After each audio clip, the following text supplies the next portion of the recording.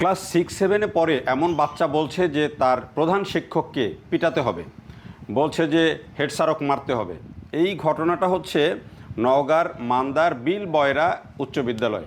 সেখানে দুই শিক্ষার্থীকে নির্যাতনের ঘটনায় মানে ছোট ছোট শিক্ষার্থীরা তাদের স্কুলের প্রধান শিক্ষকের মোটরসাইকেল পুড়িয়ে দিয়েছে, শিক্ষককে কক্ষে আটকে রেখেছে, শেষে পুলিশ এসে তাকে উদ্ধার করে তাদের হেফাজতে নিয়েছে।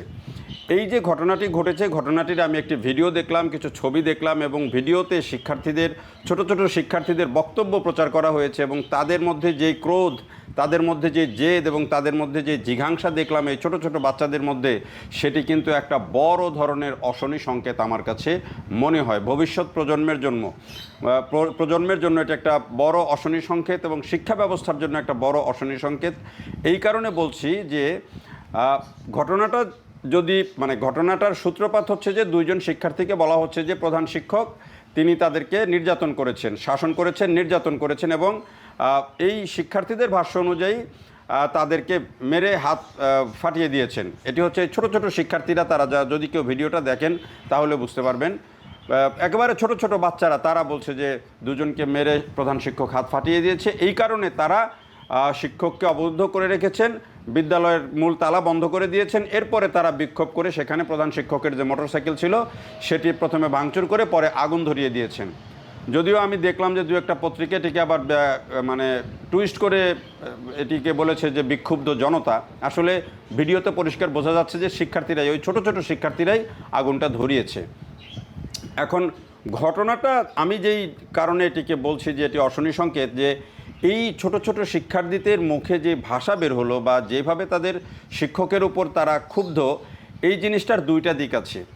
এক হচ্ছে এই শিক্ষার্থীরা এই যে একটা মফস্বল এলাকার একটা স্কুলে, যেই স্কুলের এখনও পর্যন্ত একতলা ভবন, সেই শিক্ষার্থীরা যেই ভাষায় শিক্ষককে আক্রমণ করছে, যেই ভাষায় কথা বলছে, সেটি বড় ধরনের অশনি সংকেত যে আসলে আমাদের শিক্ষা ব্যবস্থায় এখন শিক্ষকের শাসন উঠে যাওয়াতে বা শিক্ষকরা শিক্ষার্থীদের শাসন করলে এই ছোট ছোট শিক্ষার্থীরা যদি এই ভাষায় কথা বলতে পারে বা এইভাবে শিক্ষকের মোটরসাইকেল আগুন দিয়ে পুড়িয়ে দিতে পারে, তাহলে এই শিক্ষার্থীরা যখন বড় হয়ে উঠবে, আরও উপরের দিকে উঠবে, এদের সাইকোলজি আরও কোন লেভেলে পৌঁছাতে পারে এবং এদের ভেতরে কী ধরনের পরিস্থিতি তৈরি হতে পারে, এটি একটা বড় অশনি সংকেত। এদেরকে কাউন্সিলিং করার জন্য যেই শিক্ষক দরকার, যেই শিক্ষকতা দরকার, যেই পরিবেশ দরকার, সেটি বোধহয় আমরা এখন আস্তে আস্তে অনেক দূরে সেখান থেকে সরে গেছি। এই ধরনের শিক্ষার্থীদের মধ্যে যদি আমি অনেকগুলা বাচ্চার এই ধরনের যে আচরণ দেখলাম এবং তারা যেভাবে ক্ষোভ প্রকাশ করছে, হ্যাঁ এটাও ঠিক যে ওই শিক্ষক যেটি করেছেন, যদি ঘটনাটা সত্য হয়, তদন্ত চলছে, ঘটনাটা সত্য হয় যে তিনি শিক্ষার্থীদেরকে এমন নির্যাতন করেছেন যে তাদের মেরে হাত ফাটিয়ে দিয়েছেন, যদি এমন হয় তাহলে ওই শিক্ষকেরও অবশ্যই পানিশমেন্ট হওয়া উচিত। কারণ আমাদের হাইকোর্টের একটি রায় অনুযায়ী শিক্ষার্থীদেরকে শারীরিকভাবে নির্যাতন করা যাবে না। হ্যাঁ, আমি কিন্তু একেবারে এইভাবে শিক্ষার্থীদেরকে কিছুই বলা যাবে না, শাসন করা যাবে না, এইটার পরিপূর্ণভাবে বিপক্ষে। কিন্তু আবার শিক্ষকদেরও মাথায় রাখতে হবে যে এই যে কিছু কিছু শিক্ষকের মধ্যে এখনও সেই পুরনো মান্ধাতা আমলের যে সাইকোলজি কাজ করে, যে পিটায়ে শিক্ষার্থীদের শিখাবেন, তাদেরকে মেরে ফাটিয়ে দিবেন, এই ধরনের শিক্ষককেও আমি সাপোর্ট করি না। বাট আমাদের এই যে প্রজন্ম যেভাবে একজন শিক্ষকের মোটরসাইকেল পুড়িয়ে এবং তার উপরে যেভাবে তার প্রতি যে ধরনের ভাষা ব্যবহার করেছে, শিক্ষককে পিটাতে হবে, মেরে ফেলতে হবে, মারতে হবে, এই যে ভাষা, এই জিনিসটাও কিন্তু আবার অনেক বেশি বিপজ্জনক। এগুলোকে আমরা কিভাবে ট্যাকেল করব জানি না। ঘটনাটার তদন্ত শুরু হয়েছে, ইউএনও সেখানে শিক্ষা কর্মকর্তাকে পাঠিয়েছিলেন এবং পরিস্থিতি সেখানে উত্তপ্ত। আরও মজার বিষয় হলো যে এই ধরনের ঘটনা ঘটলে অভিভাবকদের বা স্থানীয় মানুষের যে ধরনের ভূমিকা পালন করার কথা, সহনশীল হয়ে ঘটনার সুষ্ঠু তদন্তের জন্য, বা ওই শিক্ষক অপরাধ করলে শিক্ষককেও একটা আইনি কাঠামোর মধ্যে নিয়ে আসার জন্য যে ধরনের আচরণ করা দরকার, সেখানে কিন্তু অভিভাবকরা সেই আচরণটা করেন নাই। তারাও এই ছোট ছোট শিক্ষার্থীদেরকে এক ধরনের উস্কানি দিয়েছেন। এখন এই ধরনের ঘটনা যখন ঘটে, তখন কিন্তু লোকাল পলিটিক্সে অনেক রকমের ওই বলে না যে স্থানীয় রাজনীতি থাকে, শিক্ষক রাজনীতি থাকে।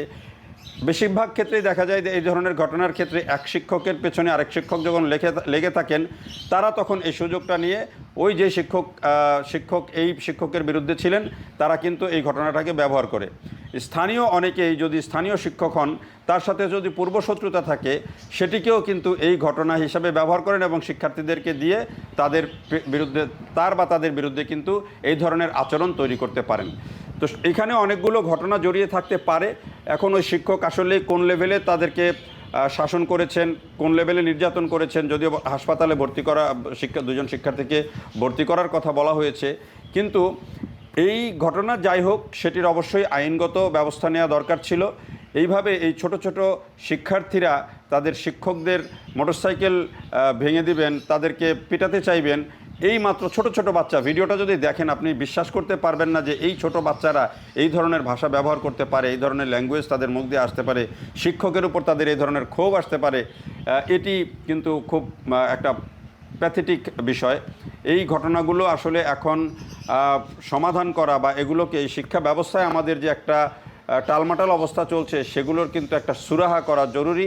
বিশেষ করে শিক্ষার পরিবেশ যদি শিক্ষাঙ্গনে ফিরিয়ে না আনা যায় তাহলে ভবিষ্যতে যদি এই প্রাইমারি লেভেলের বা এই 6-7 লেভেলের শিক্ষার্থীরাও যদি এই ধরনের বিক্ষোভের মধ্যে বা এই ধরনের মানসিকতা নিয়ে গড়ে ওঠে তাহলে কিন্তু আমাদের ভবিষ্যৎ সত্যি সত্যি খুব ভয়ঙ্কর, যেটি থেকে পরিত্রাণ হওয়া জরুরি। এই ঘটনার সুষ্ঠু তদন্ত হওয়া দরকার এবং এই যে শিক্ষার্থীরা যেখানে এই ধরনের মানসিকতা নিয়ে গড়ে উঠছে তাদেরকে কাউন্সিলিং খুব বেশি জরুরি। কাউন্সিলিং না করলে এবং শিক্ষার্থীদেরকে যদি সুষ্ঠু পরিবেশের মধ্য দিয়ে আধুনিক যেই ব্যবস্থাপনা, শিক্ষার যে আধুনিক পদ্ধতি সেগুলোর মধ্য দিয়ে আনন্দের মধ্য দিয়ে শিক্ষাদান, নির্যাতনের মধ্য দিয়ে নয়, আনন্দের মধ্য দিয়ে শিক্ষাদানের এখন যে কোনো বিকল্প নেই, সেই বিষয়টা কিন্তু জরুরি। আমার কাছে এখন মনে হয় যে আমাদের দুইটাই দরকার আছে। একটা হচ্ছে একটা আনন্দের মধ্য দিয়ে শিক্ষারও যেমন দরকার আছে, কিছু কিছু জায়গায় শক্ত হওয়ারও দরকার আছে। শক্ত হওয়া মানেই কিন্তু শারীরিক নির্যাতন নয়, শাসন করার মানেই কিন্তু খালি পিটিয়ে শাসন করতে হবে বিষয়টা এমনও নয়।